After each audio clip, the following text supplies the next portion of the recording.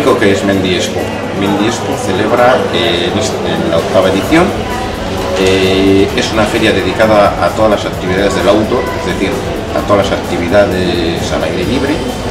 En Mendy Expo se pueden encontrar expositores de todos los productos y servicios para el outdoor, pues desde estaciones de esquí hasta destinos turísticos verdes o de actividad al aire libre, material de montaña. Hay empresas de guías de montaña que plantean expediciones y este año hemos intentado dar una vuelta de tuerca y meter algunas novedades al concepto ferial.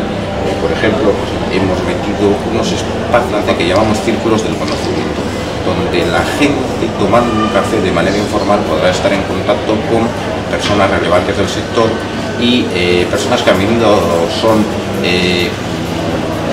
expertos que dan conferencias y que se los va a poder tener de una manera muy cercana, pues, para preguntarles cosas de todo tipo.